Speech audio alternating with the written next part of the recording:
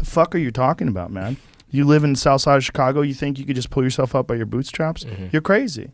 Like, if there was a Wild West type neighborhood for white people, where white people are shooting people the same way people are getting shot in the south side of Chicago, they would be freaking the fuck out. Can you imagine if there was a place like that? Like if Tucson, Arizona was just like shootouts in the street. And like on a weekend of gang violence in Chicago is occasionally stunning. Yeah. Stunning numbers. Yeah, there can be like 50 people shot in a weekend at its worst. Imagine if that same scenario was playing out in right-wing neighborhoods, in right-wing all-white neighborhoods, if they were basically like fucking Jesse James in it and just out there shooting each other.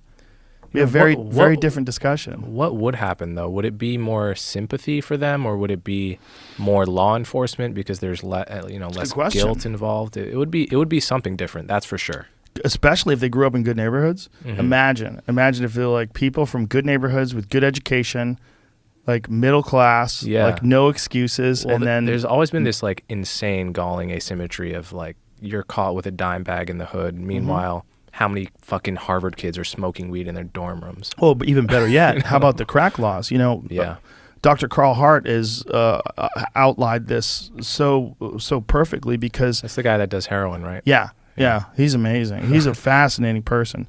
But one of the things that he has said, Dr. Hart said, like, it's the same physiological effect as cocaine. But if you get arrested, completely different sentencing structure. Yeah. If you get arrested with crack, there's minimum sentences that they have to put you away for. If you get arrested for coke, it's fucking nothing. Yeah, that's probably the most galling example I know of a allegedly colorblind law that ends up having a massive disparate impact on people of color. Massive. I'm sure white people do crack too. I know white people have done crack. Yeah. But the difference is that has infested and destroyed black communities, and they know that. And so to handle the overwhelming amount of crime, instead of addressing it at a root level, they just decide to just put everybody in a cage. Right. Which is crazy. So one difficulty with addressing it is, in a way, you made this analogy before of we spend all this money overseas trying to reshape and rebuild other countries, but we don't spend it at home. I think that analogy, it works in more ways than one. The other way it's useful is that often when we try to spend monies and reshape these countries, in the Middle East, for instance, no matter how much money we spend, it doesn't seem to make a lasting impact. Like we can't just rebuild the country, rebuild the culture of the country by throwing money at it, because it's not that simple. I think that same lesson is another one of the difficulties with creating healthy, vibrant communities out of communities that are intergenerational poverty, intergenerational violence, which is that, okay, we can get a bunch of government bureaucrats and people outside the community that want to do good and throw a bunch of money at community programs and so forth. But if it doesn't feel like it's coming from credible people in the community, it may have very little impact. Role models in general are very important, but they usually have to come from the place you're from in order to matter to you. Right? Like me as a black guy who grew up privileged in the suburbs in New Jersey, how's the average inner city kid looking for a role model to have a better life is not really going to be able to look to me just because we're the same skin color and say, well, if he could do it, I could do it. Right. It's not going to work because I'm not from where he's from. In order to feel like you can actually do something, most people need a person that is from where they're from, has a similar background to them, and nevertheless went on to go to college, went on to, make six figures or something. It's like when you see that, then it actually can change you for the most part. And I know this guy Bob Woodson who runs the Woodson Center, and the kind of outreach work that he does, it really acknowledges that principle, which is he will find people in the community, former gang members, pastors at churches, and sort of work with them in a way that, they know the community, they feel their work feels credible, it actually has a much bigger chance of making a difference.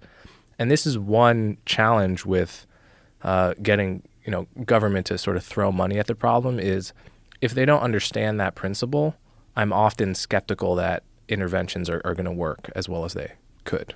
I think that's very accurate. And I think there's an expression from gambling, particularly from playing pool.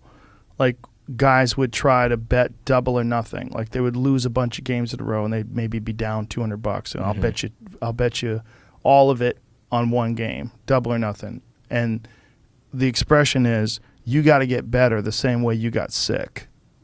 Like, I'm not going to let you win all your money back that quick. Why would I do that? Because all I can do is, if I lose, then I don't have anything. Now I'm back to zero. But if I keep making you bet the same way, it's going to take you hours to win your money back.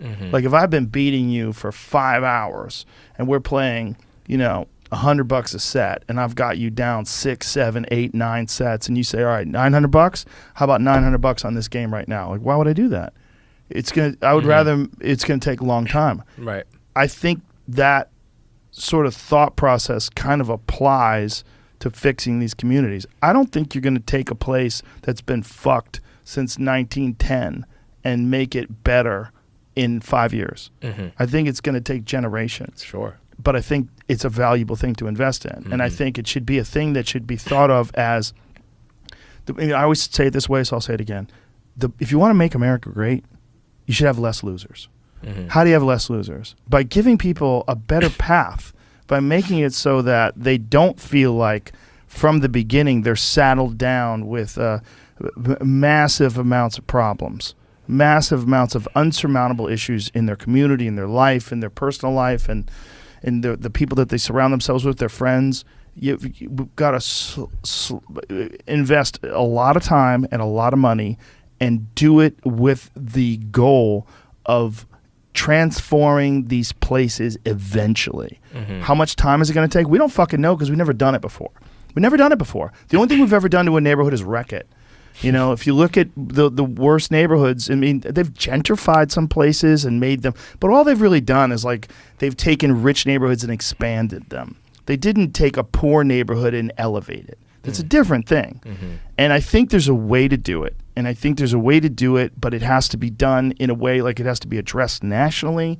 It has to be something that's sold to the American people. Like there's a lot of the problems that we have with crime and violence and despair and poverty, they don't have to exist.